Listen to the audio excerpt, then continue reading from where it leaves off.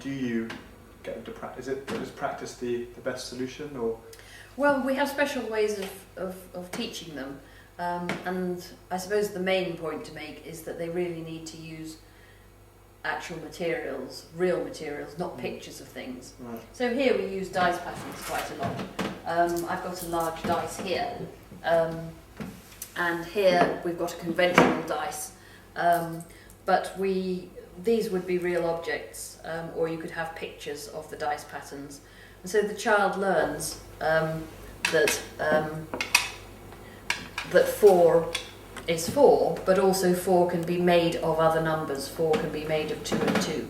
Right. So they have lots of problems working out the whole number, and yet a whole number can also have parts within it. Right, and does that help with that numerosity idea? Does that now have a fourness? Yes, yeah. So they develop the concept of fourness by seeing the dice pattern, and then they won't have to count it in ones. And they begin to see why 2 and 2 is part of 4. Right. Oh, that's so interesting. And also we teach them that what is the difference between 4 and 5, and so by making the next dot pattern, which would be 5 of course, then the difference between 4 and 5 is 1 more.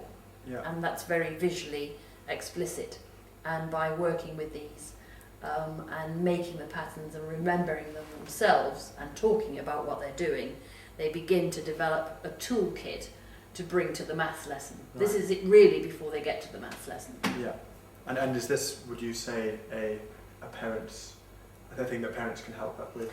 Well, I think parents could very much help by actually playing dice games. A little bit like it's said that parents don't go through nursery rhymes as much as they used to in the past.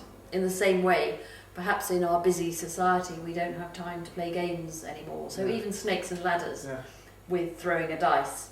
And so recognising the dice pattern and counting for a simple game like snakes and ladders could be immensely valuable. It does sound like dyscalculics have such a problem with the most fundamental concepts of maths.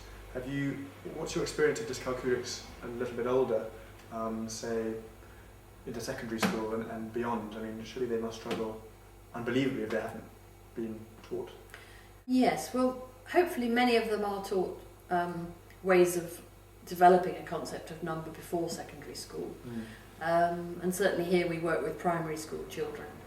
But it is essential that they are given this specialist help. And the government is looking into this with the Williams report on maths, and they're beginning to think of ways of helping the bottom 5% of children. And even within that 5%, there will be some children with very serious dyscalculic type difficulties, which must be addressed in special ways. And can teachers who don't really understand maybe dyscalculia, can they still help by?